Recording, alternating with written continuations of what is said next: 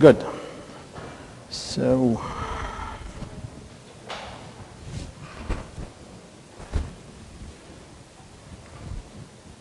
okay. So, before we start our main topics, a lot of students approach me and ask for how the lab test will be looking like and what we are expecting and what other issues that are related to the lab test. So I try to help by making the demo lab test that is just 1 hour next Friday, October 4th. It will start from 10 to 11.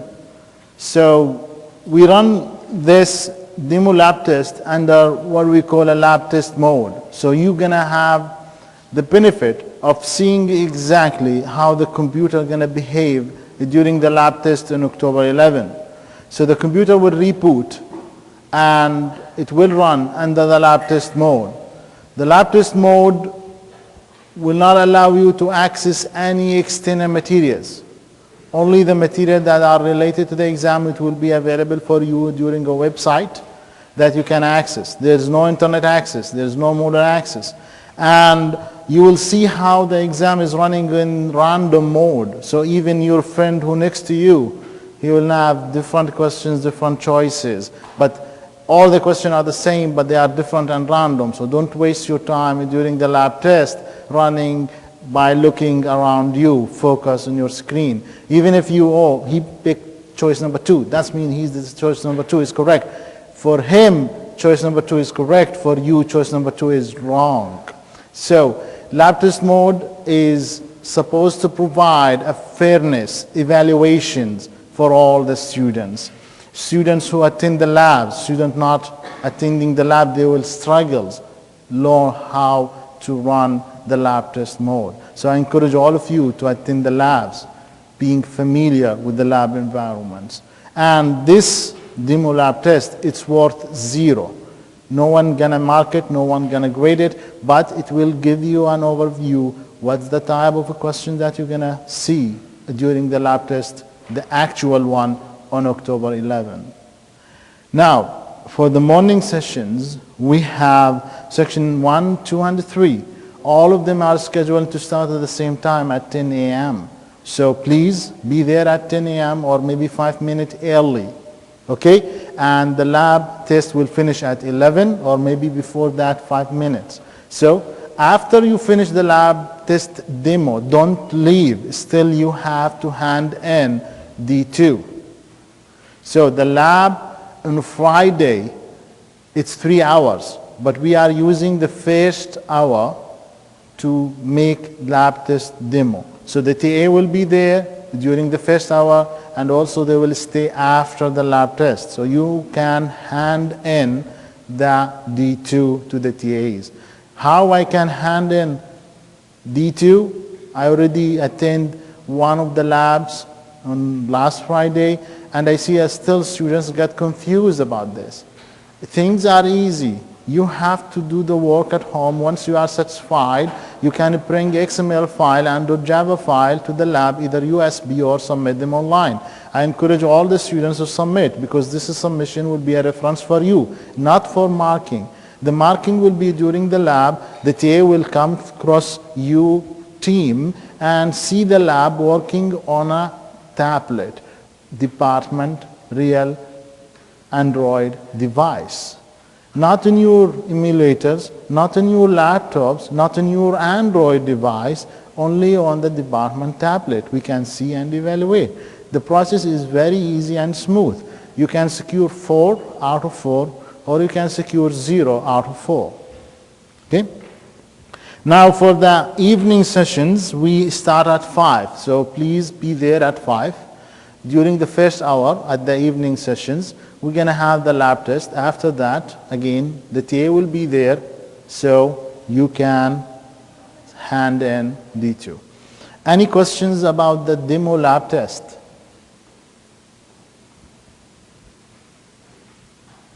Yes?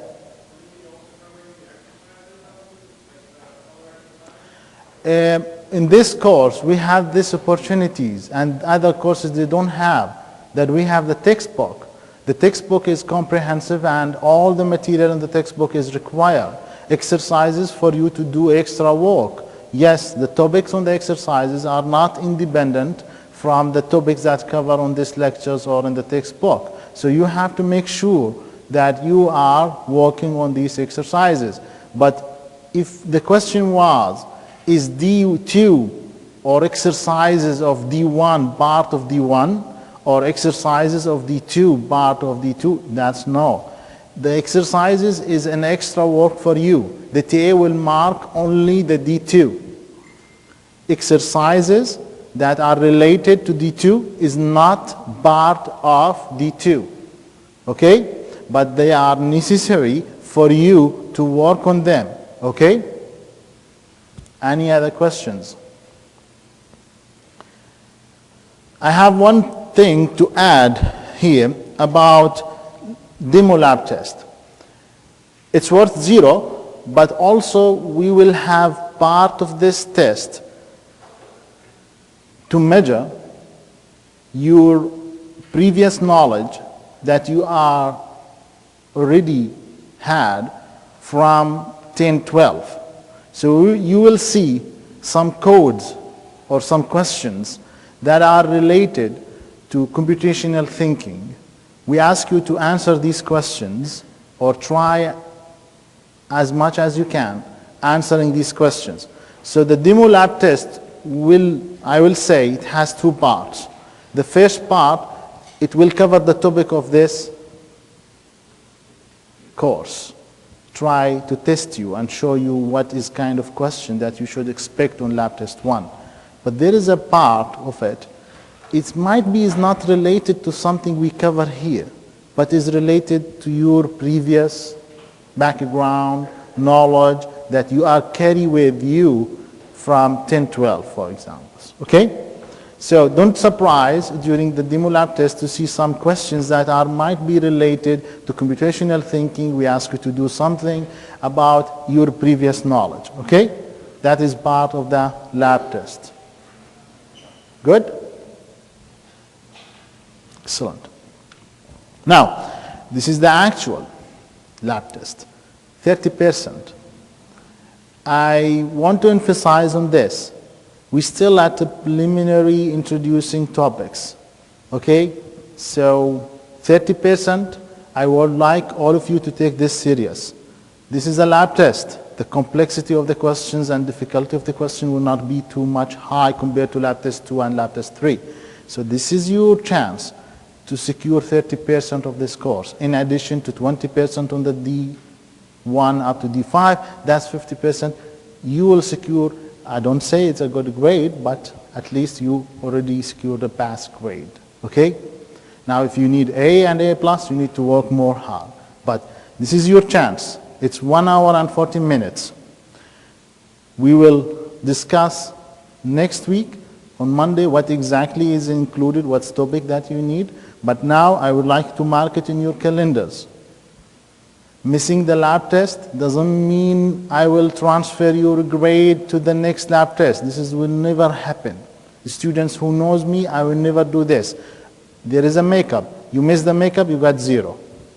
But you have to give me a valid reason of missing the lab test. Otherwise, you will not enter the makeup free of. So, missing the lab test, put this in your mind, mark it in your calendar. If I miss lab test 1, I will get 0 out of 30. Don't miss lab tests. Because I never transfer the evaluation. We don't have final to transfer even to. We have lab test 1, lab test 2, lab test 3. So please mark this in your calendar, October 11, we have the lab test. And I'm trying to help you. One of the things that we have here in this course as a requirement, respecting time and working as a team. If you register in the morning session, please go to the morning sessions. If you register on the evening, please go to the evening sessions, and you have to work on team. It's only team of 2, not team of 3 or 4, just 2. You can find a friend on the lab sessions that you are enrolled with, and you can work together. Any questions?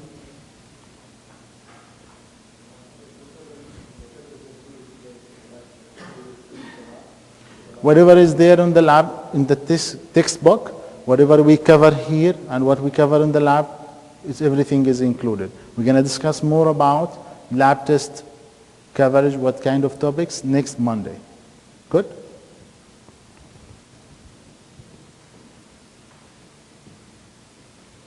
Okay. We'll start. So last time we introduced Android Studio, some XML tags, how the layout is organized on the Android Studio, and also we touched some basics about objects on Java. Today, we're going to continue seeing more objects. We're going to go deep on constructors. We're going to see the class method, how we implement the class methods. And I will give you at the end, if we have time, summary and review for Java fundamentals that we cover so far. Now, we discussed this last time. Object is a conceptual things that integrate the state and behavior. We say the state represented by fields, attributes that we define on this class, and behavior represented by methods that do processing on these data fields. Class is like a template. You create the class and you start creating the object from these classes. Now, the object is created using a new keyword. You create the class, you want to create the object, you use new keyword.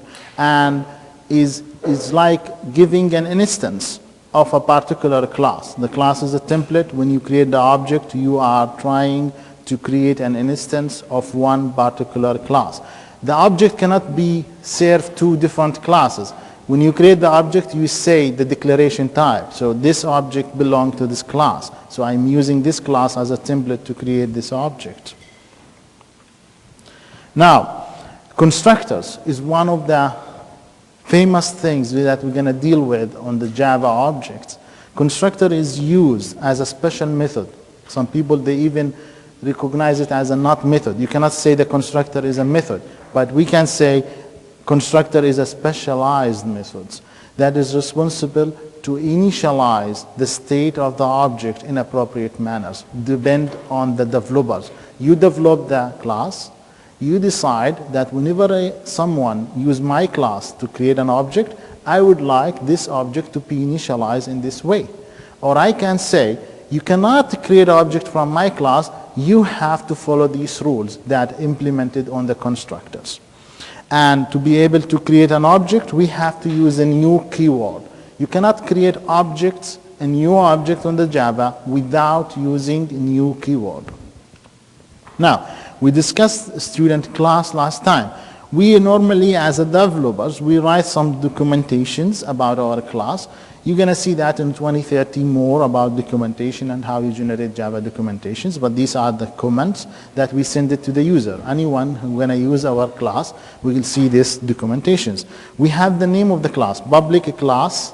Public is a keyword, class is a keyword, and then we give us our name. What is the name of this class? I decide as a developer to name it as a student. S is a capital. You remember last time when we discussed the identifiers and the way that we select the name for identifiers. Now we have two private fields or data fields. They are private, that means they are within the class. I cannot user from outside access these data files. And the name and the type. The type is a string, declaration type, and the name is a student name. And we have a private int. Int is a primitive data type, and we have a student ID as a name of it. We have other methods that belong to our class. This is called a constructor method. The name public, there is no void, no retain type. The name is a student. The name of this constructor is matching the name of the class. The class name public class students, and here is public students. Now, if I want to create a new object from this student class, I need to go through the constructors. Actually, I have only one constructor in my class, and this constructor is public students and receive two arguments, string as a name as a string and ID as an int. So whenever I need to create a new student, I have to provide the name and ID for this student. I cannot create an object from this student class if I didn't provide a name and ID. Java will not allow me to create an object. We're going to come across some no argument constructor and implicit constructor later on. But let us look at this class. We have a get method. Because these data fields are private, that means nobody can change it. So you have only one choice to change these variables when you create the objects. No way you can change the student name after you create it. No way you change the student ID after you create it because they are private. The only way to change the student name and student ID is through the constructors. That means when I create the object of type students, I can set the name, set the ID, and that's final. No one can change them. But I can allow the user to get the name, as you can see, get name, and retain the name of the students. I can allow the user to get the ID. See the method, public, retain type is a string, and get name. Normally the getter methods start with get, then the name of the data field that you have. Then we have get ID is a method to retain the ID of the students. Now, this is very good. Whenever you create a class, think about how you're going to present it to the user. How I can, if someone would like to print a student to the user, I want to print a student. What is the status? What is the internal state of this class or this object? That's why it's good whenever you create a class, think about toString methods. ToString method is very useful method to present your object to the world or to the end user.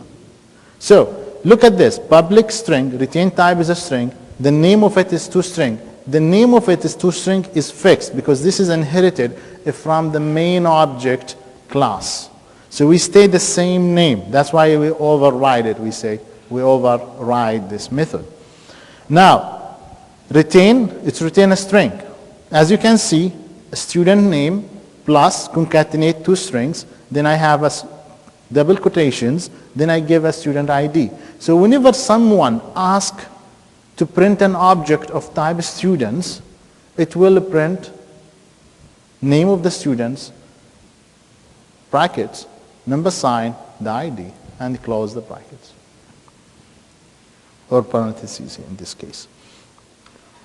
So, how we can create the object or using the student class to create object, as I mentioned, we have to use a new keyword. As you can see here, I create a student A of type. What's the declaration type here? The declaration type is you have the declaration type as a student and the name of the variables equal new students, the name of the class, and you cannot create a student without providing two arguments, the name and ID of the students. Okay? This is how we create the object of type students. So now we have a student A and student B, and we have two objects with student A and student B with different IDs. Method toString. Method toString, as I said, is very powerful method to print an object to the end user or to the world. Whenever I use an object of type students with a print or print line, or I would like in my app to print the status of the students, I will use toString methods. So if you have this part of codes where you create two students objects, student A and student B, and then you say system.out.print line student A and student B. What do you think the output in this case?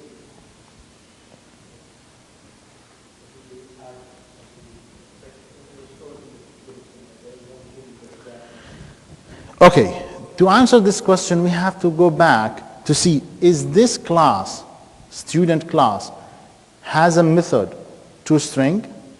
The answer is yes. We just add the method toStrings. And what is the content of this toString? Student name. So I'm going to print out student A, then open the parentheses, then a number sign, then a student number, then close the process.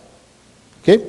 So before I answer the questions, I have to go back to check the class. I have to check the class to see if this class contains toString method. If it's contained toString method, whenever I use the object with a print or a print line, I will use the toString method to print the state of the object to the end user. So in this case, we're going to print student A. We have the parentheses and number sign, then the number of students. Now, if you remember this BMI model from D1, we have this method and we have the constructor. Is that right? Do we have a constructors here? Yes. You see this method? This is a special method. BMI model, the name of it is the same as the name of the class. And this constructor has two arguments, string of weight and a string of height.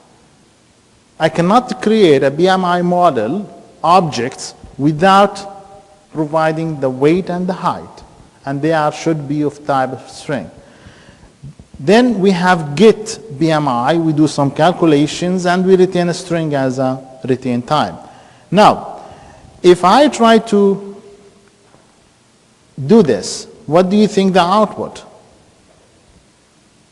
I try to create what I call my model. The name of the variable is my model, and the declaration type of it is BMI model. And I try to print it out. What will be printed on the screen? The weight and the height? The storage location where it's stored in the memory? What is the first thing I should check? toString. Do we have toString here? No. That means we're going to go to the default Java printing for the object. In this case, we're going to have to see this on the screen. We're going to see where is actually the object class. It's in ca.york.ccs1022.bmi.bmi model. That is the declaration type of this my model, and at some random number based on your machine. Why we say this? Because we create a BMI class without toString. If we revise BMI and add toString to it, so whenever someone print BMI model, can see the state of it. What is the state? Maybe the height and the weight of that BMI model. Then we will have something else printed to the end user. Now, this is the default thing. Whenever you print something, the default thing for toString method is printing the random location where it's located in the memory. And as you can see, it's more clarification about what is the class, where this class is belong to. So CA is a package, York is a package, EECS1022 is a package, BMI is a package, and the class file is BMI model. Okay? Good. So, declaration of the classes. This is just a syntax. We already go over this last time. So, you have the modifiers, public, private, class, okay, whatever you like. Class is a keyword, the name of the class that you need, some attribute to declares, constructor to declares, and method to declare. This is a syntax. This is an example where we have public class counters. It's just a simply counters. We have only one attribute in that counter. It's called a value. And as you can see, private int value.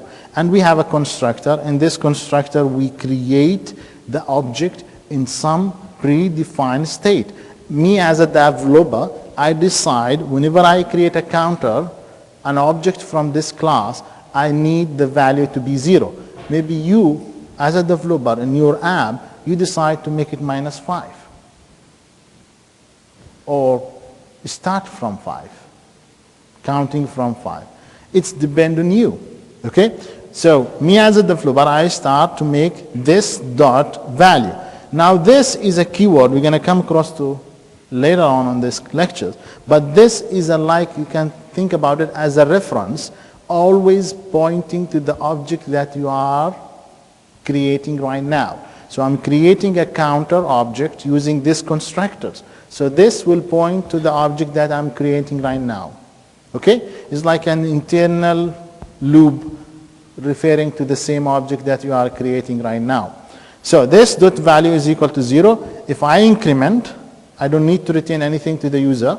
So that's why I return void, public void increment. And then this dot plus plus value. We're going to come also to this increment operators. It's like this value equal to value plus 1. You add 1 to the value. And also, whenever I get the value, as you can see, this is a private attribute. That means no one can set it. We don't have a set method for the value. The only way we can set the value is using the constructors. Once we create the object of a counter, we set the value to 0. And we can return it to the user, and the type of it is int. This is the constructors. The name of the constructor, I would like you always to keep in mind. Constructor, some people, they say it's not a method. You cannot say the constructor is a method because it has a special purpose. But let us say it's a specialized method, okay? There's no return. Even we don't put void. Public counter. The name of it, the constructors, the same as the name of the class. We can have many constructors, by the way, okay? The same name, but the signature is different. We're going to come across to the signature later on. Okay, this is how we define the attribute, just a syntax I give you in this slide. We have the public modifiers, public, private, whatever you like as a modifier. The type, you cannot define attribute without providing the type. Java will not allow you to define something. Okay, I will now give me this variable as a value. Name it as a value, and later on I will figure out what is the type of this value. No. Some other programming language allow you to do this. But in Java, you have to be clear what is the type of the variable. You have to provide the type. It's not optional. And then the name, and this is the option between the square brackets. You can initialize it, as you can see in the previous slide. You have private int value. I didn't initialize it at all, so I initialize it on the constructors. Or you can say, I will give initialization once I define it. As you can see here, I have defined a class called rectangles. I initialize the width and the height of the rectangle to 0, 0. And whenever I need to create an object from rectangle, I will go through the constructors where I provide the width and the height and initialize the value using the constructors. But I have already set a predefined initial value for the for the width and the height of the rectangle. Any questions?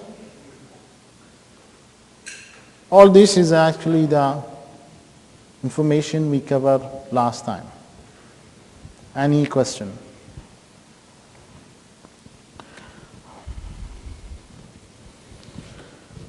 Okay.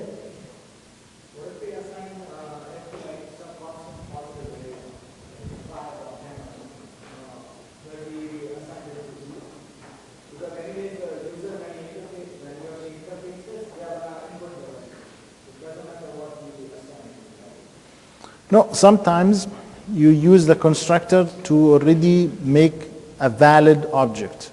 For example, you cannot create a rectangle with a negative width and height. Okay? So you are forcing that I have a rectangle with width and height is equal to 0. Good? Now, if you want the user to have freedom, then you have to do some kind of preconditions, and you have to raise some exceptions to the user whenever the user is entering a negative width and height. Okay? Now, if you need to define some constant, it should be defined meaningful. Like final constant, no one can change it. Let's say height of 5.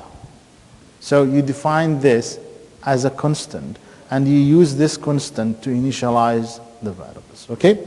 But you have to make sure this constant, no one can change it. Okay? Like you can define an unity width, unity height. Doesn't matter centimeters, meters, whatever it is you are working, but a unity of rectangles, width and height. Okay? Now, we come across some static classes in the textbook. We create a rectangle static class and we create a rectangle non-static class. Normally, a static class, you cannot create object from it. You cannot create. You can keep that because this is a standard on the programming. When you define a static class, so you cannot create object from a static class. But they have in the Java a class that is mixed. There is some non-static, some static, so that is mixed class. I don't want you to come across that. But a class that is a pure static class, we call it sometimes utility classes. You cannot create object from these classes. Features, methods, fields, whatever is there, all of them of type static. So you cannot create an object because a well-implemented a static class or utility class has one empty private constructors. So when I declare the constructor as a private, no one can create an object because a private means no one from outside of this class can access this constructor, so no one can create the object. I know the constructor is responsible to create an object, so if I make the constructor private, no one can access the constructor, so no one can create an object from my class. So I create a class where nobody can create an object. But I have a static methods that some other people, they can use it. Still, static method, we can define it as a private and as a public. We define a static method as a public, so the end user can access this method and use it. Here, this is an example where we have 0 attributes, we have 0 data fields on this class. Is called a rectangle. It's a public class, rectangles, and we have 2 static methods. So anyone can use these static methods because they are private, they are public and static. And we can use them by the name of the class. I don't need to create an object, so rectangle dot get area, I give the width and the height, and I calculate the area. And if I want to calculate the circumference of the rectangles, I use the width and the height, then I use it. How I can use this static class? In the main method, I use rectangle, the name of the class, dot the name of the method. Now the method need me to provide the width and the height. So I provide the necessary argument and then I receive the return value. I don't create any objects from rectangles. Okay?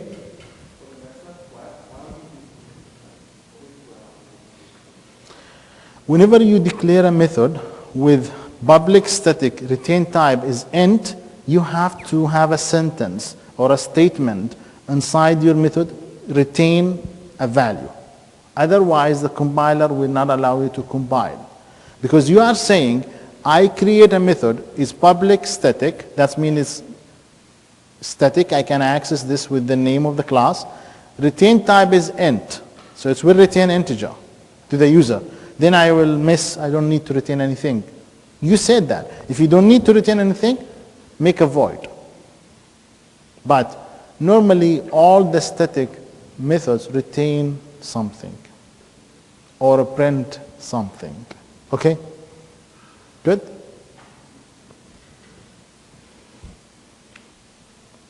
Now, non-static class is the one that we are interested with in this course. So whenever I create non-static class, that means I can say I have non-static fields and static fields, non-static method and static method. So I will say non-static class is a mixed.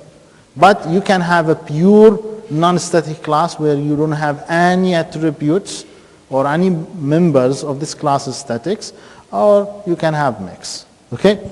So the purpose of non-static class is to create an object, and that's what we need. Create a template and then we create an object from this class. And each object has his own copy of non-static fields, and you can think a copy of a static method or non-static method.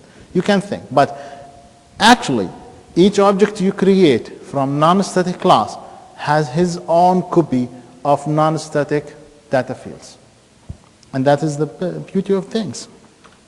Okay, so object, think about the state, the current value for these data fields, and some behavior, some set of methods that the developers create this method for you to handle this state. Change it, increment it, like you see in the counters. We create a counter with value 0, then we can use the method increment to change the value of the counter forward. We don't have a decrement, unfortunately. We have always increment. This is an example where we back to the rectangle class, but this is non-static class. And you can see get area, get circumference is not static. So just public int and the name of the method, and there's no argument because we are taking the state of the rectangle and calculate the area and calculate the circumference of this rectangle based on the state of the idea, a rectangle. What is the state? How the state of this rectangle represented? Represented by the width and the height. How we can set the width and the height of non-static class?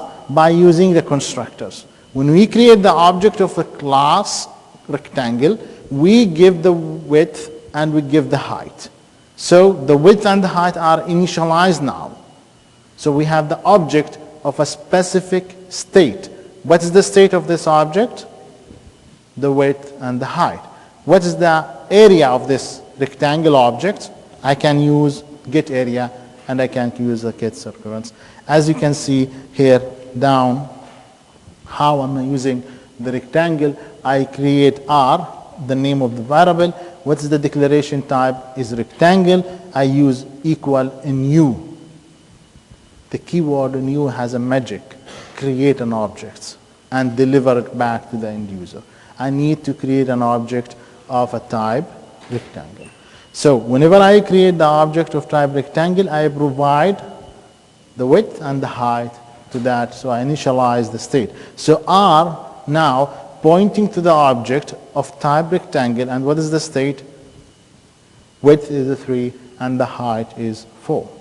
I can ask R dot get area, R dot get circumference for this rectangle. Okay, any questions about static, non-static?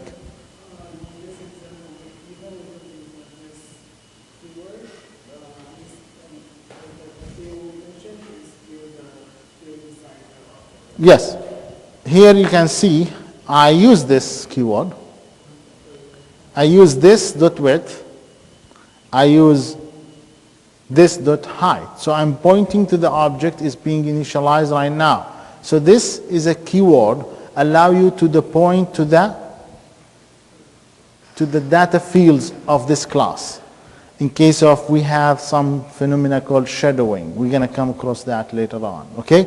So this I recommend all of you to reduce the confusing.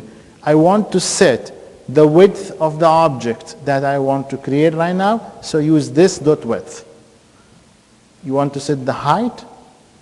You say this dot height and you set, as you can see in the constructors.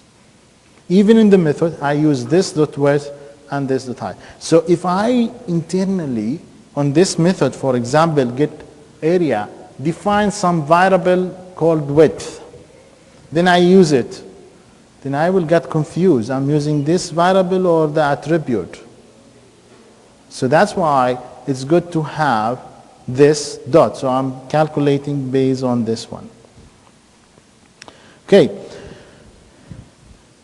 Most of the students get confused after all this between a string objects and a primitive data type or an object data type. So I prepared these slides for you.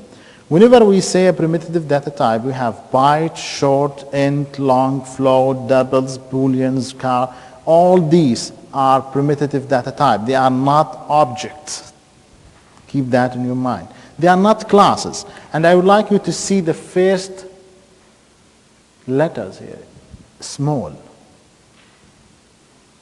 We say whenever we have a class, the name of the class should be capital. So these are a primitive data type. They are not objects. They are not classes. There is no class name double with D is a small. Okay? Good? Now, a string, in other hand, is an object. You see, S is capital. So a string is an object. But because many Java developers work with a string, Java experts say, okay, I will create a data type called a string for you. So you don't need to create a string data type in your app. So Java did it for you, and they provide it to you as an object. And this object, they call it immutable object. Once you create a string, you cannot change it. It's only read-only.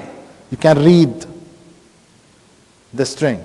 How I can change the string? I already created. How I can change it? You can destroy it and create another string. You cannot change the string once you create it. That is why the string is read-only. Okay? So a string is an object. It's not a primitive data type. It's immutable.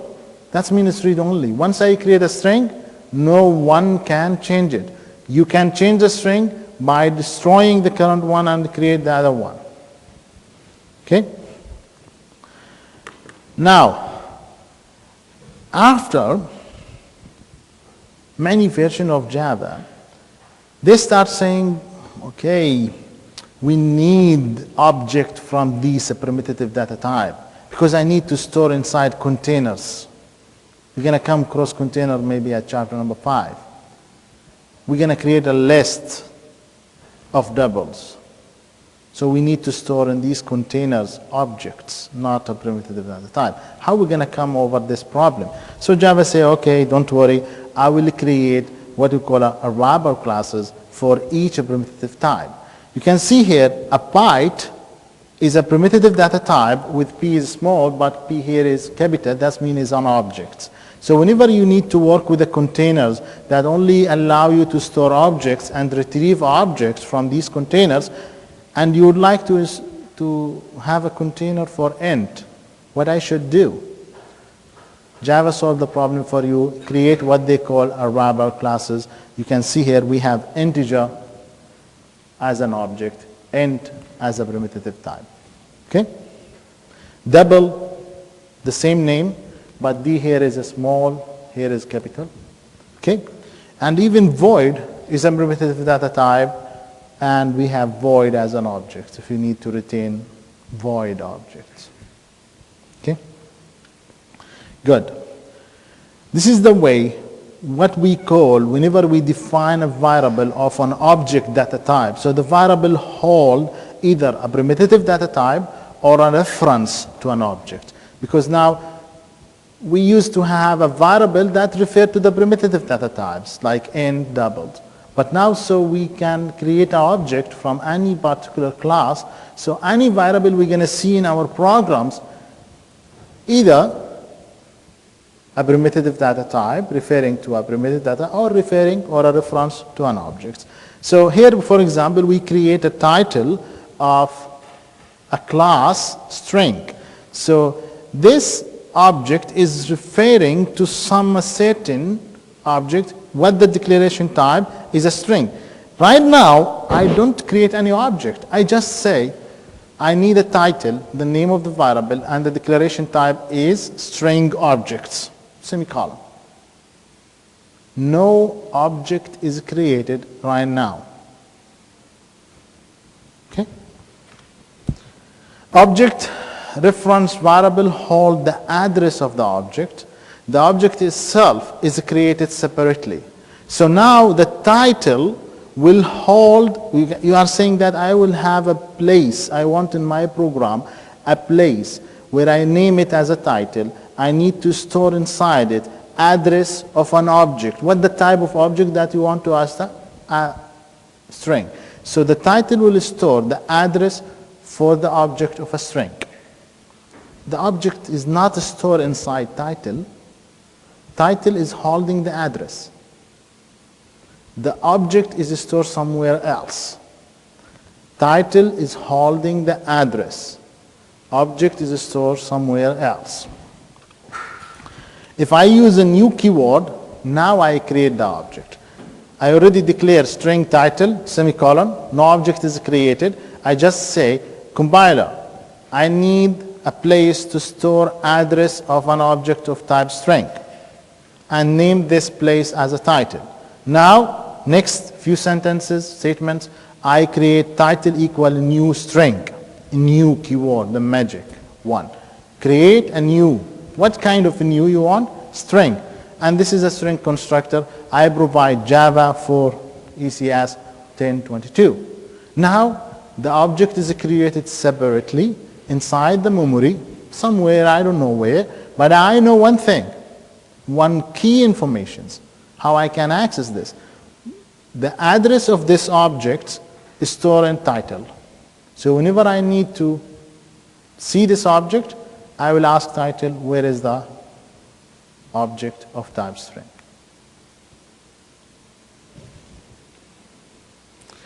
So we call the constructor because we cannot create the object without constructors. So the object is creation, or the process of a creation is called instantiations of the object. And the object is called instance of a particular class. As you can see here, we have a title as an instance of a class of a string. Any question? These are basics, but they are very important for the next step. Everything will be built based on your understanding of how you create the objects and how you store, how you reference the objects, and what is the reference for the object is storing. So the object string is not stored inside title. Title holds the address where the object is there. Okay? If I lose title, no one can access the string, unfortunately. Okay? At that time, the Java have their own mechanism for the garbage collectors to go and grab whatever object that you create in your program and you are not referencing to it, so they can get rid of it and clean the memory. Okay? Good.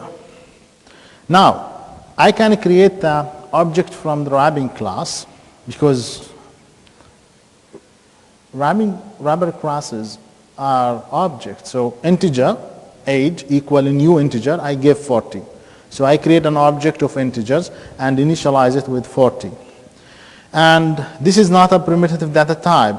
The value here is not stored in the age. Age is stored the address where the object of type integer is there. And as I mentioned, because Java added a new features to the language, which is the containers, okay, maps, hash set, all these containers allow us to work with objects, and sometimes you need to store a primitive type inside the containers, so we stuck. Then the Java experts say, we find the solution, we're going to create a wrapper classes, a primitive data type classes, for each primitive data type, we create a class. As you can see here, we have integer, we have create an object of type integer that we can use inside these containers. Another thing about wrapper class, and you use some of them actually in your apps, whenever you use the weight and the height of the person are entered on the D1, they enter as a string. Then inside the PMI model, you need to work with the doubles. String is not good to do calculation and multiplication and divisions. So you have to take the string and convert it to double. So you use double dot bars doubles. The same thing here, integer dot bars int to give the string and will retain int value. Also, a wrapper class is very useful, not only because we have a static methods inside it and we can create an object from it. As you can see, the wrapper class are mixed. We have some static method inside it, but also we can create an object from it. Now, there's some constant already predefined. What is the minimum value of integers? What's the maximum value of integer? The same thing for the doubles and float. There's also, if we come across the wrapper class, we have to talk about this issue, about auto-boxings. And Java said, okay, it's very hard for the users when they invite when they come up with this idea of wrapper classes. They say, okay, integer objects, int number is equal to 42, then I assign int directly to the integer. So I see the primitive data type and equal sign, I give it to the object. So Java will do this already for us. We'll take the primitive data type, will put it inside the object. That's why we call it auto-boxing. So it's like giving the box for the object and take the primitive data type and put it inside it. So don't think too much gonna be work for you, because Java already automated this process of transferring the primitive data type to an object. Also, they already transferred unboxing. So whenever you have int as a primitive data type and there is an object to the right-hand side as an integer, it will automatically auto-boxing, unboxing the integer and assign it to the primitive data type. So what is the auto-boxing? If you assign a primitive data type of int to an object of integer, Java will do this automatically for you, will take the primitive data type, put it inside the object, and also Java will do the reverse way. If you have the object as an integer and you assign it to a primitive data type int, Java will do unboxing and send it to a primitive data type. So Java create a problem by introducing the containers that you can work only with objects. They come up with the wrapper class to solve the problem. They end up with another problem. They also automate everything for us. So you don't need to worry about it. Any question?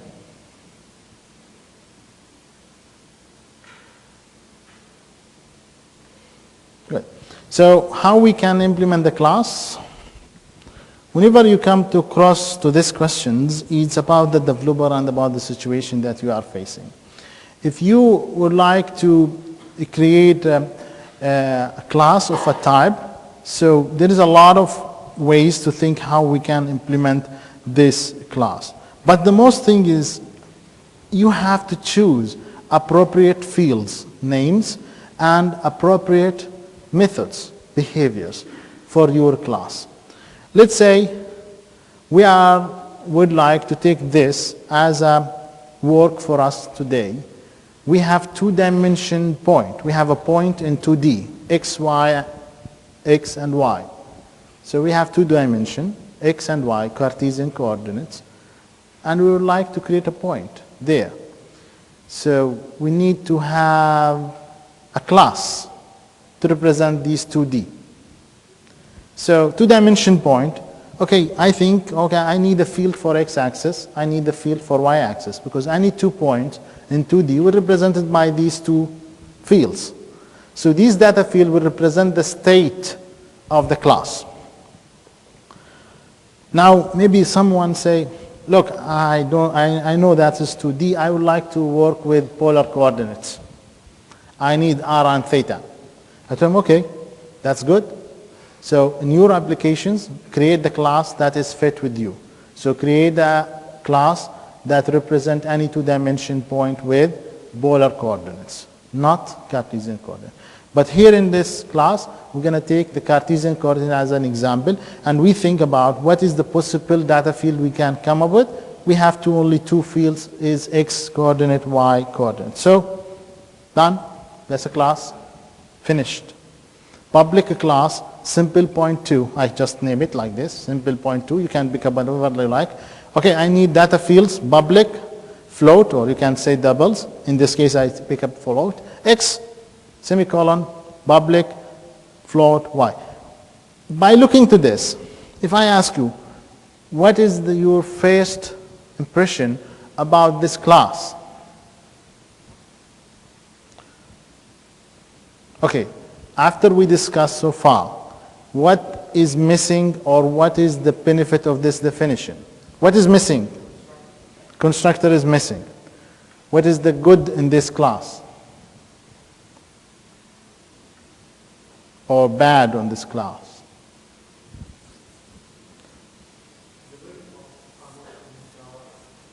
Variable not initialized, that's right. So if anyone can access x and set the value, whatever you like. We don't have any constructor even. But Java say, okay, you don't have constructor, I will take care of the problem. I will create non-argument constructor. We're going to come across that later on. But that's a problem actually. If you create a class like this, you can create an object, by the way, which is surprise everybody, yeah? I didn't provide a constructor. How you come up with, you create an object from it? Java, they create a problem for us. They're going to provide us with what is called default constructors, no argument constructors. So allow the user. So that's why we have to be careful when we create the class.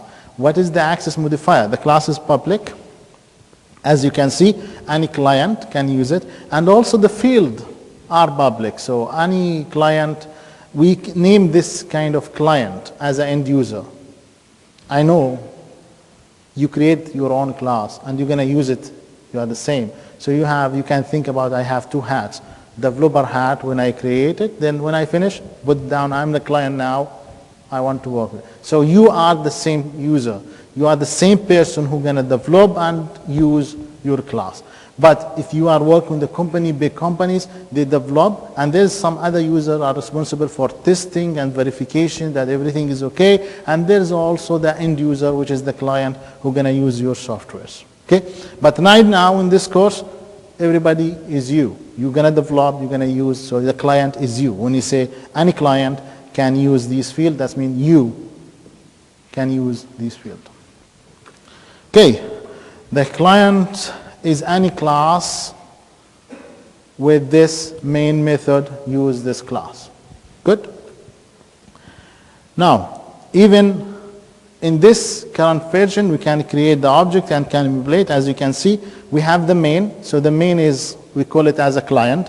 Okay, I can create simple point 2, as you can see here. This is the data type.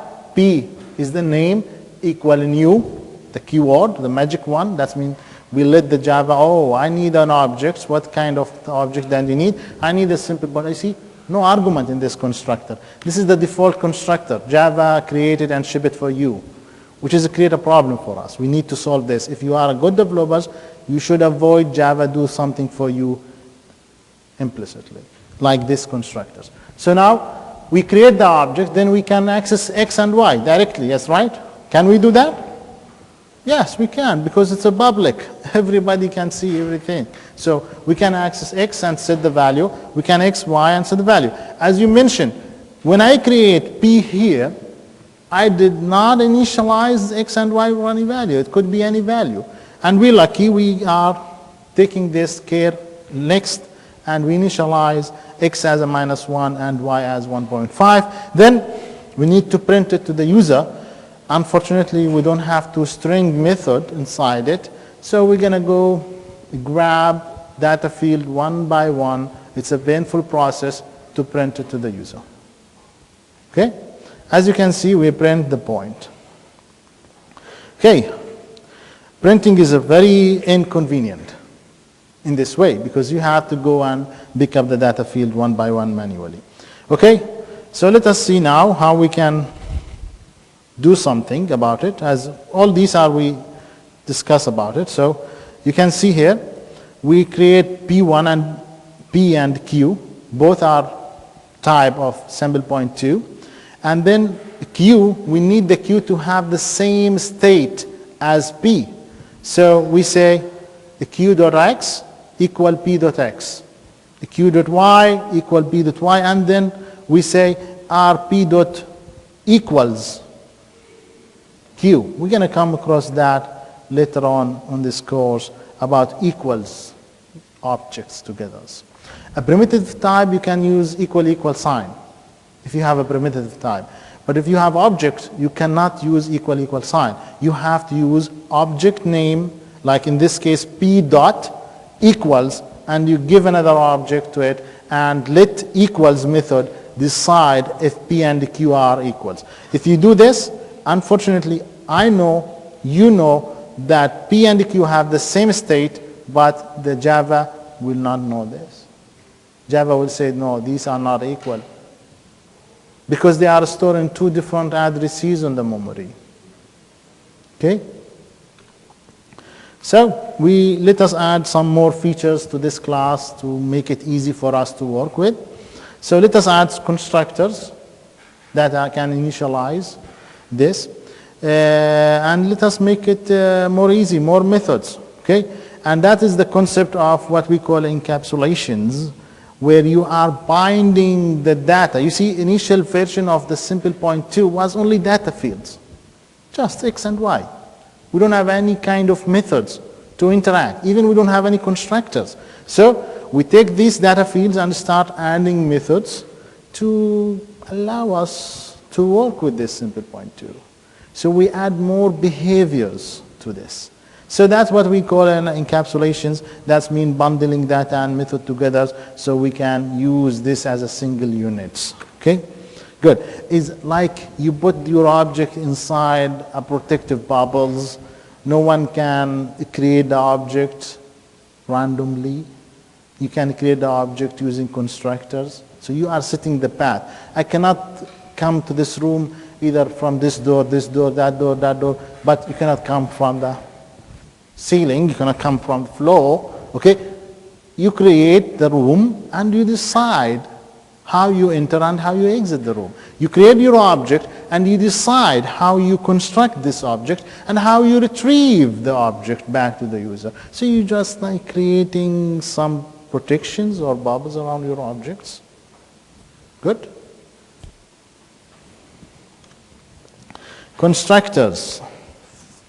What is the purpose of constructors? Initializing the state of the object. The constructor should set the values of non-static fields. So whenever you have a data field that is not static, constructor will set these values in appropriate value. Now, constructor must has the name as the name of the class. So the student class, the constructor is students. The counter, the constructor is counters. The simple point 2, then the constructor should be simple point 2. Okay? The constructor never retain a value, even does not retain a void. Okay, this constructor will not retain, and then I will put a void. No. Constructor will retain nothing. Even void will not retain. Public, the name of the constructor. There's no retain thing. Constructor, here I put not a method, but I can say, I will revise it, I say, constructor is a specialized method, okay? Because you're going to come across some references on the internet or some references on the textbooks or some references on the libraries where they say, don't call the constructor as a method. But I will say constructor is a specialized method, okay? Has 0 or more arguments.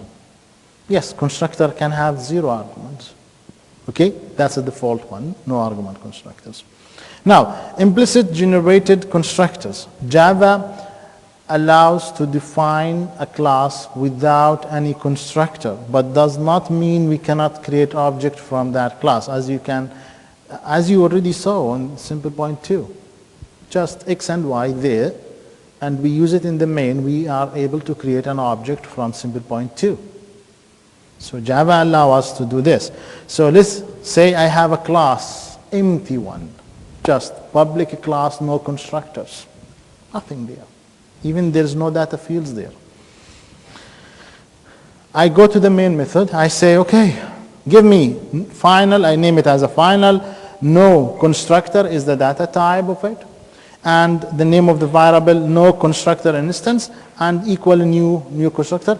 This is okay. Java compiler will say, perfect job. We can create an object of no constructors. You cannot say no, you cannot create. Java did this. So it's a problem, yeah? Some people, they see it advantage. Some people, they see it a problem. You are a developer and you decide if it's advantage of Java, maybe over C or C++, or it's really a drawbacks or something is not unwanted in my application. In my app, I don't need this feature. If this is a feature of Java, I don't need it. And I encourage all of you to take care of this issue. Okay, what is the syntax of the constructors? The modifier, class name, and then some argument and some statement inside the constructor. As you can see, the constructor name is the same as name of the class. Here is, for example, a class called date, okay? And we have a private fields, year and month and day, and we have a constructor called public date, and we give a year and month and day, and we ask if, we're going to come to if statement later on, if this year with month and day is valid, give me the objects, okay? Otherwise, will not be created. Okay? Default constructors. We call it default constructors. Default constructor has 0 parameters. Receive nothing from outside. You can construct the object by receiving nothing. For example, in PMI model, I cannot create an object without providing the weight and the height. Okay? But in my case, for simple point 2, I don't want to provide anything. So the default constructor initializes the state of the object with well-defined state that the developer is agreed about it. For example, I want to initialize whenever I create a point as origin, 0, 0. So that is good for me. So if someone need to ask me, give me a point to the point, I will give him an origin. Okay? That could be one of the example here. As you can see in the slide, we have a constructor, is default constructors, no argument constructors. I want to say this is a different from the one that Java shipped for you. Java didn't give you this. Okay? Java didn't initialize no constructor class with some predefined. This is you decided. You didn't receive anything from outside. You decide to put x to 0, y to 0. Okay? This is the default constructors. So inside default constructor, we use this to reference to the object is being currently initialized. So default constructor take no argument. Keep this in your mind. Default constructor body can be an empty. It can be, yes. This is a default constructor for the date class, just an empty, nothing. So what's the difference between this one and the one that the Java did? Nothing, because this is the same now, because it's an empty. You decide to make public date, no argument from outside, nothing inside it.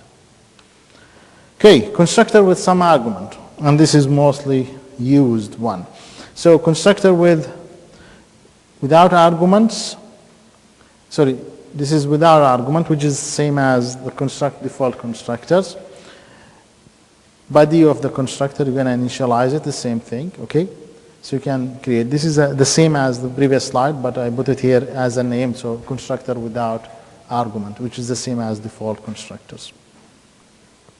Now, this is the one that I said, constructor with argument that mostly used. Whenever you need to create an object, you're not going to provide some initial values for the attributes that you are trying to initialize. In this case, for example, we have a class with argument. We have just public constructors, which is constructors with arguments. And we have 2 arguments here, argument 1 and argument 2. And both are final argument. That means when the user give it to us, we cannot change it inside.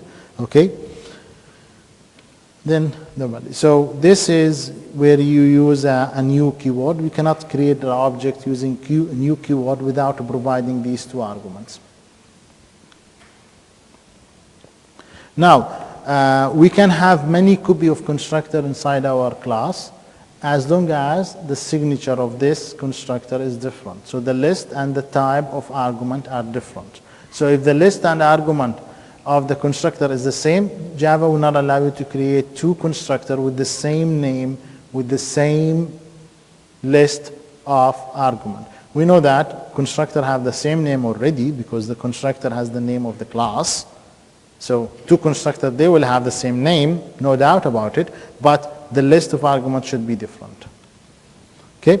Here, for example, we're going to create a constructor for simple point 2 to initialize x and y. As you can see, we receive x and y from the user from outside, and we set this x, this y.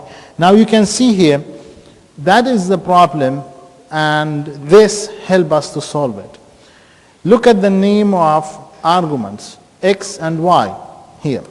The name of argument, x and y. The name of attributes here, x and y. So inside this method, we will be confused. Which x and which y? So that's why we say this dot x to resolve this confusion. So this dot x will refer to the attributes here, this dot x, and x here will refer to the argument of the users. So this is x is the field name x on this point, and x here is the parameter of the constructors.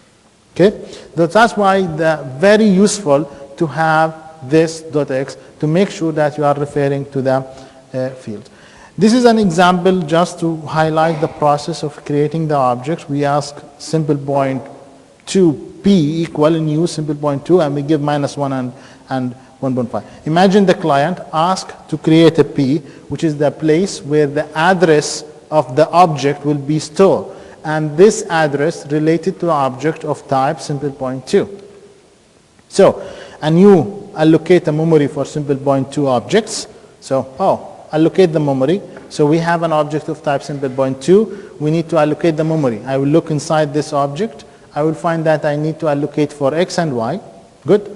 I reserve that. Then constructor will be called, and the constructor will give -1 and 1.5. The constructor is called here, and the value for x and y as a parameters, -1 and 1.5. Then the constructor will set this .x, this .y. This is the field, this .x, this .y will be set here. And then we'll retain the value. Where is this object stored in the memory? 600 will be stored here. A here represents an address, just abbreviation for A stand for address. So we create an object of type simple point 2. We set x, we set y.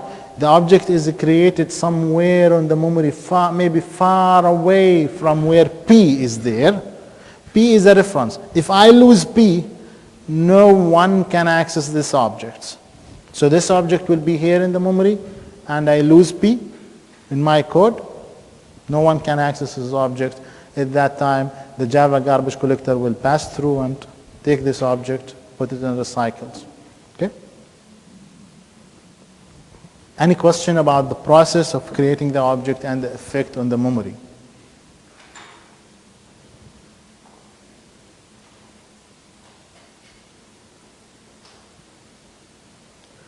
Okay, so this, I already say this information, but sometimes when I look at the slide, I say, okay, let me document it, keep it in the slide so the students, when they go home, they can find this information.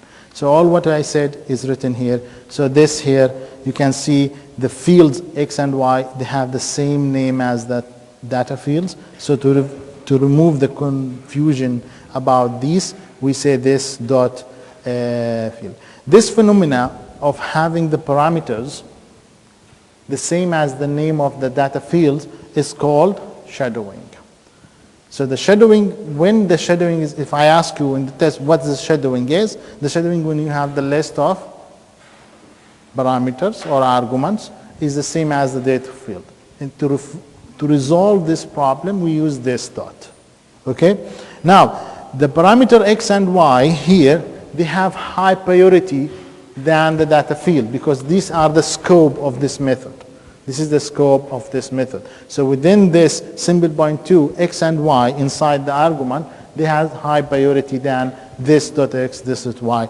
To remove this confusion, we use this dot x, this dot y. Okay? Okay.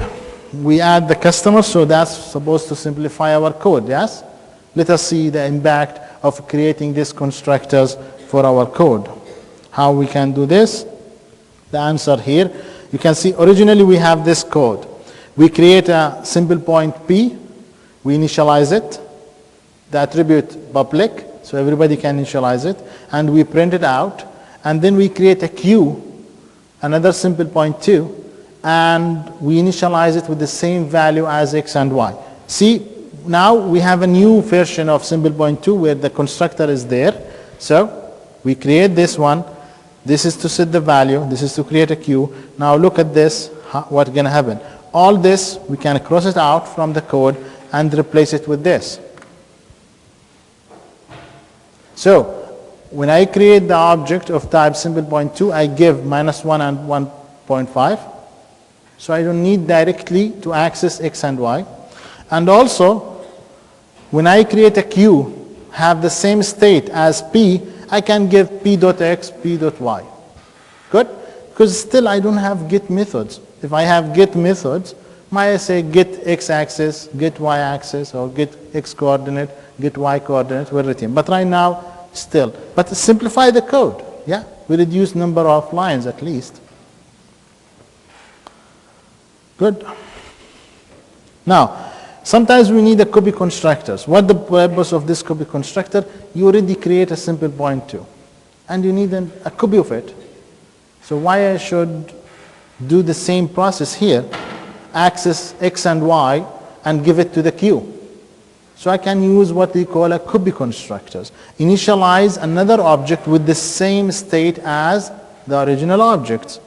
So we can have revise and add this feature to our class. We call it a copy constructors. I would like you to see it's still a constructors. It's still public constructors and retain void. There's retain void? No. Constructor retain nothing.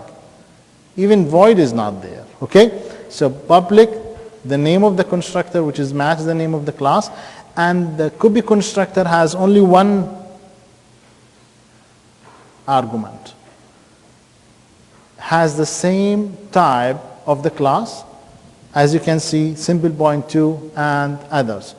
And inside it, this.x equal other.x, this.y equal other.y. So I create a new object. I initialize the state of this object with the same as other objects. Okay? Any question about copy constructors? Copy constructor receive only one argument with the type of its simple point 2, which is the same as the name of the class, because you need to access the same attribute, the same data fields. Yes, you see, whatever the value here is stored inside x, you're going to put it inside this.x. So let's say this simple point 2 has, as you can see in the other example, we're going to come to that here. How this simplify? Look here. You see, you create P, point P. What is the state of that point P? X coordinate is -1. Y coordinate is 1.5. Now if I call the copy constructors, I will remove this code. I don't need to access x and y. I just simply say P. So I ship P, other object of type simple point 2, inside the copy constructors. I open P and fetch the state of x and y and give it to Q. Yes?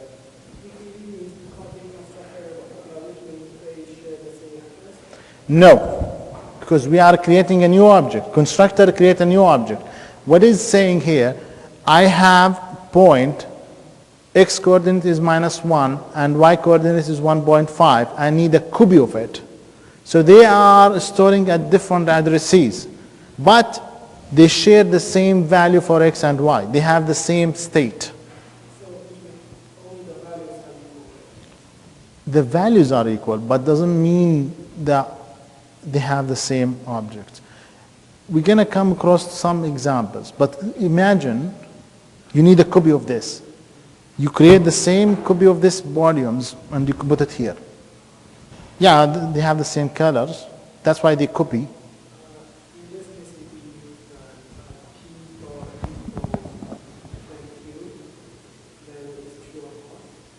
No. Equal, you cannot work with object. Keep that in your mind. You're never gonna that work. To be able to make these two objects are equal, you have to use dot equals method. That we're gonna come across later on, okay? And when you take more courses, you will see what is you need to change with equals. So still this retains something, I don't know, maybe false, because I didn't override this method, like toString. Okay? So avoid duplication always in your code. Whenever you see the opportunity to reduce the line of a code, do it. Don't duplicate your code. So you can see this happen. So we move the duplications. And you can see we have two constructors so far. And the content of these three constructors are almost the same. Set the value for x and set the value for y. So to avoid the duplication on the code, we say let these constructors call each other. And there is some name, they call it a chain of constructors. This is the constructor chain of constructors where the constructor are calling each other. Sorry, to be able to call the constructors, you need to use this keyword. Now, this keyword coming back to the picture here, that to be able to implement a constructor chain where the constructor is calling another constructor, we need to use this. You cannot call another constructor without using this. And there is another restriction also.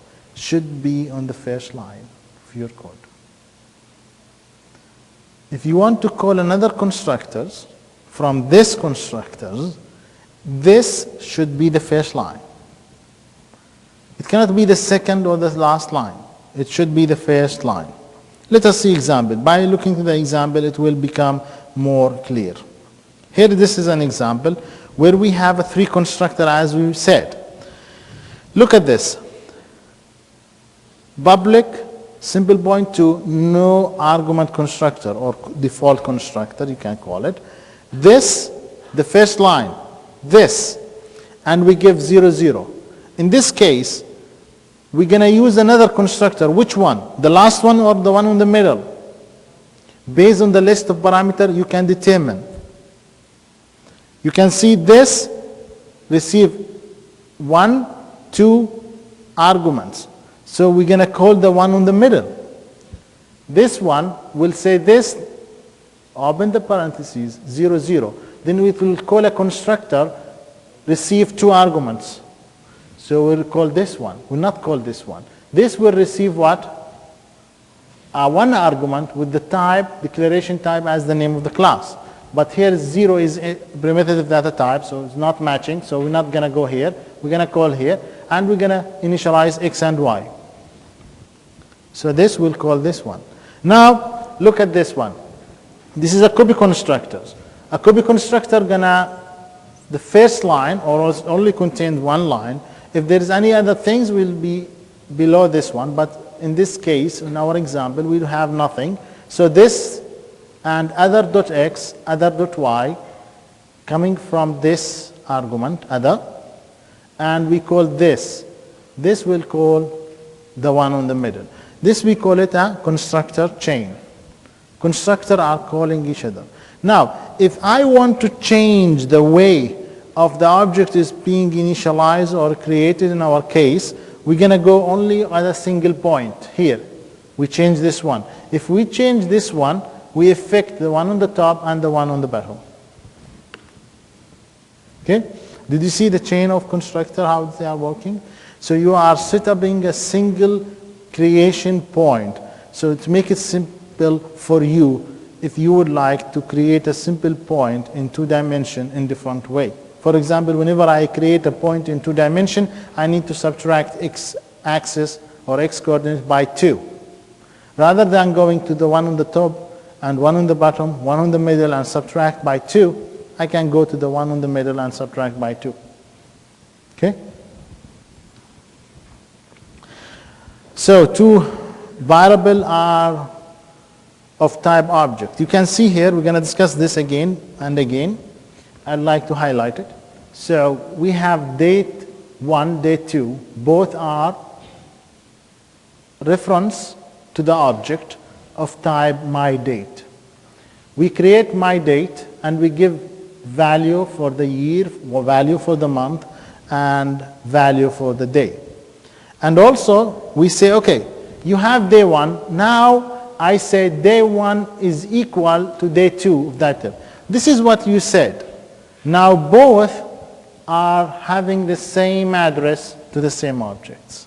This is what you said. This is not a copy constructor. Don't get confused. We're not doing a copy constructor by this. What we said, okay, I was holding the address of my date objects. Then I share it with you. I share the address with you. But still, the object somewhere in the memory, me and you have the same address. Doesn't mean we have new objects. Okay? So here 2 variables referring to the same objects or to the single objects. So equal sign allow you to assign the address of the object to some other variable, so you can open or can see the value of that object using this address. But we have only one object in the memory. Both variable date 1, date 2 have the same address. Okay, we have only single objects. Yes. Yes. No creation for the objects using equal sign. No creation. That's good. Okay, so some interesting facts about constructors. Constructor can call each other using this. Constructor cannot call each other by the name. They can call each other using what? This. Okay, now we can, it's considered as a good practice to have a chain of constructor that will reduce the duplication of the code and make a single initializing entry point for your objects. So, for example, if you want to make a constructor with only one argument and you already have a constructor for 2 arguments, you can say this dot argument 1 and you initialize the other argument as a null. Okay? What is the purpose of this? This reference is to resolve the ambiguity between the instance variable that are in and the parameters. So you have the arguments inside the parameter list on the method. They have the same name as the instance variable or the data fields. So to remove this ambiguity, we use this. To pass the object to another object, that's another good a practice of this. So you can see the chain of constructor, they are calling each other by using this. This is what you can think about it as a special keyword where it's referring to the object is being initialized. So I can ship to you the object that I'm just now trying to initialize, so the other constructor can start working from that point. This is an example of my date. This is a constructor for it. So I initialize the day and the month and the year. I can construct some date with some. You can see I have a copy constructor here where it could be the status. And also I can add some next day. So whenever I create a next day, you can see here that I create a next day. I retain an object of type my date. So because I'm not adding to the current one, I create the object. Here you can see create next date. So I see some days, add it to the current day and retain a new date. I didn't change the current state of this object. Any question?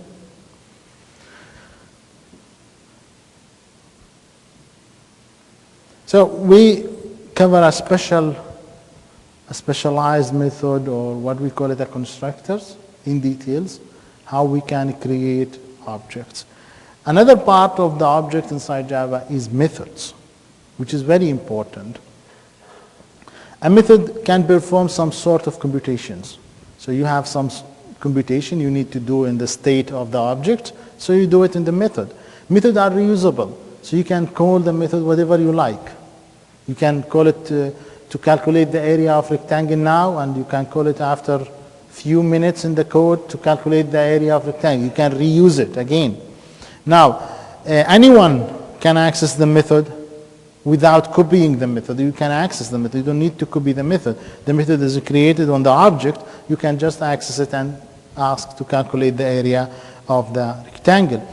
Anyone who has access to the method can use the method without knowing really the content of this method, how the method do the calculation to calculate the area. You multiply or you do addition until you figure out the area of rectangle, you do integration, I don't know what you did inside. As long as I know, give you the height and the width, you give me the area.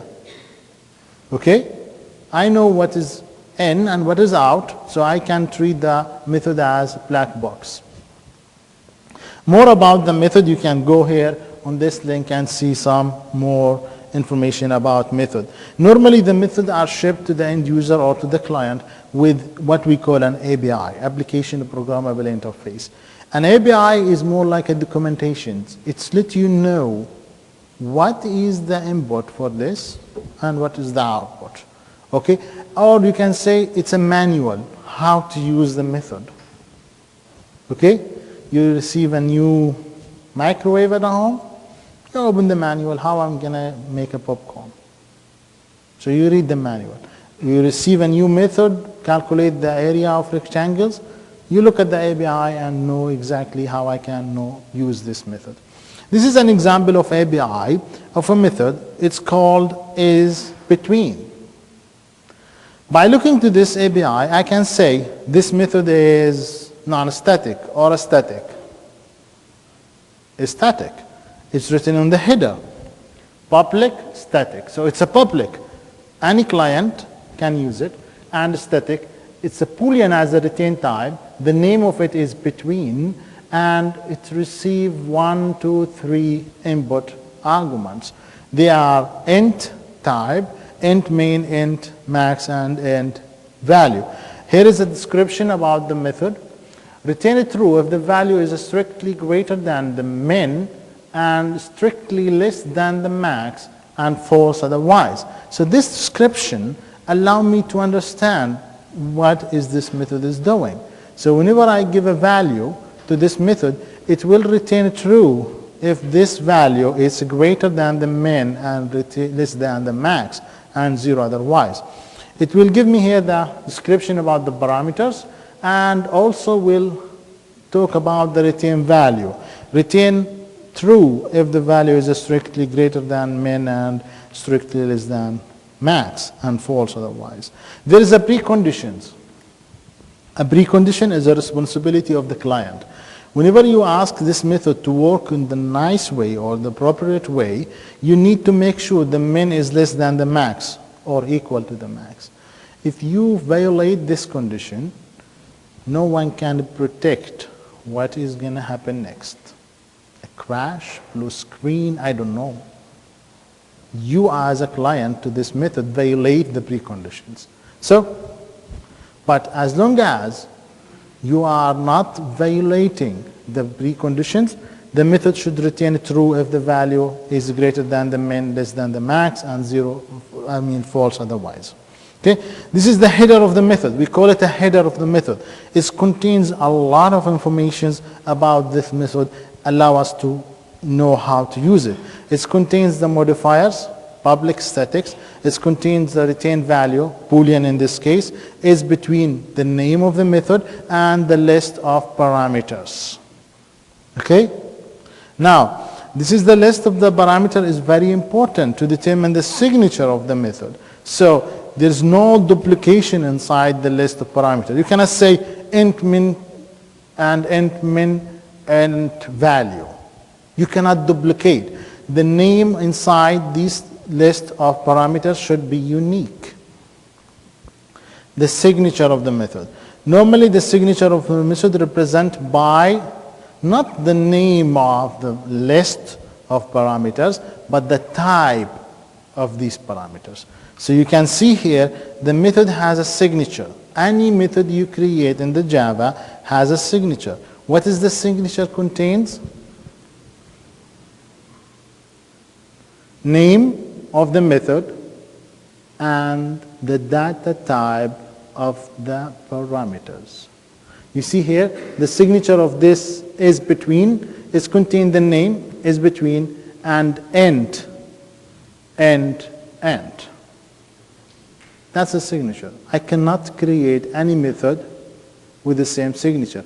Yes, I can create a method public static Boolean is between int min 1, int max 1, int value 1. Compiler will say, not working with me, this is the same signature. Yes, the list of parameters is different, but this is the same signature. Because the signature contains the name and the data types. So this is the signature. Keep it in your mind. Signature contains the name and data type of parameters. Okay, if I give you these methods and ask you what is the signature, for example, a string to uppercase, a car at, give me int index, index of. So you just take the name and you put the data type of the parameter. For example, here, get characters, you give integer starting point, integer end point, and you give destination begin. Everything here is end, end, end. And here you can see this is a characters array, which is the data type here.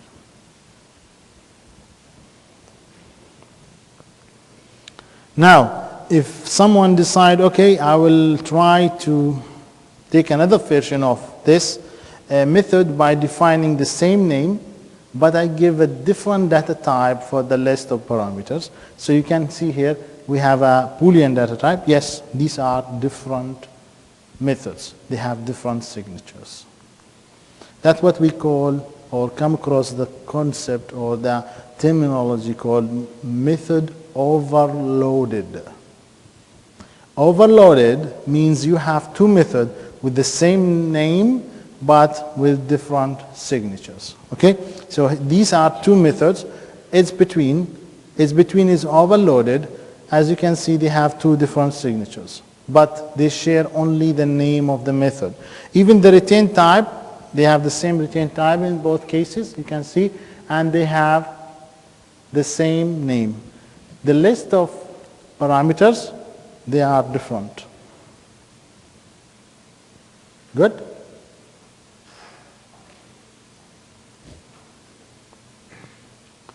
So, method can retain a type.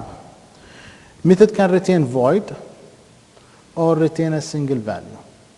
And that is some people, they think that this is a drawback of Java. Yes, maybe some people, they want to retain many values, okay, but different data types.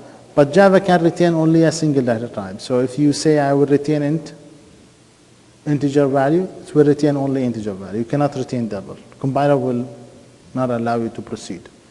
If you want to retain more than one value with the same data type, you can declare an array. We're going to come across to array later on this course.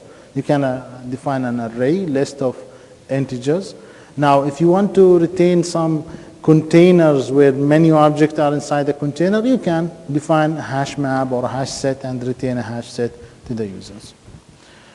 Now, you can see here the retain type is Boolean. So we have to retain Booleans, and we should have a retain statement. We cannot continue. The compiler will not allow us to continue without retain statement. Some information about precondition, post conditions. So a precondition is a condition that the client must ensure true before calling this method, and the post conditions that the developer must ensure that this condition is valid immediately after this method is finished. So when you are coming across a precondition, it's responsibility for the client to make sure that this condition is true before calling the method, and the post conditions is your method should make sure that immediately after we finish and retain to the user, this is true. Always when you write the function, you should make every effort to detect when the precondition has been violated. And you can raise an exception for that. We're going to come across exception later on. If you detect the preconditions has been violated, then print some message to the users or halt your programs. Remember that the primitive data type contains the value itself. So if I define int a is equal to 5, a, the variable contains the value itself, does not contain the address.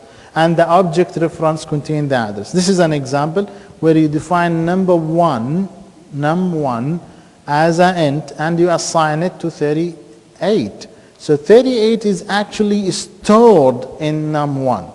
Now you can see name1 is type of a string.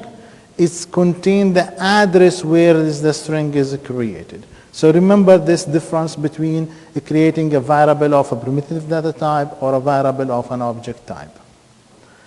Reference assignment. When you have two objects, name1, name2, they are a reference to a string. String is an object, is not a primitive data type. When you say name2 is equal to name1, you're not creating a new object of the same state of the name1. You're just saying that from now on, name1 and name2, they are pointing to the same objects. Now, what happened to this one? I don't know. No one is pointing to it, so I don't be able to recognize it or retrieve it inside my program if I did this. So this one will be in the memory waiting for the garbage collector to take it and destroy it. Okay? The only thing I know now, name1 and name2, they are pointing to the same string. Okay? After using this reference assignment. Any question?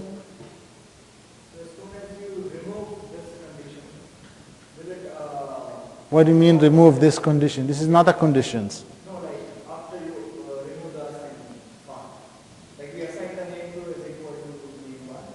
So if we remove it, it's gonna again assign it to EECS1022. How you know? Where is it? Nobody can touch. You don't know where is it located from now on. Like you put some item in your room and you lost it. I know it's there, but I couldn't find it. Okay? Now, that's what we call it an alias phenomenon, when you have two or more references that are referring to the same object. This is an alias phenomenon. We have name1, name2, they are pointing to the same objects. So two references are the same. So that creates an interesting situation when one object can be accessed with multiple references. You can access this string by multiple references. I can access it using, I can print it using name1 and can print it name2 because they are pointing to the same objects. Alias can be useful but should be managed carefully. Because if I change now content of name1, it will be also affecting content of name2.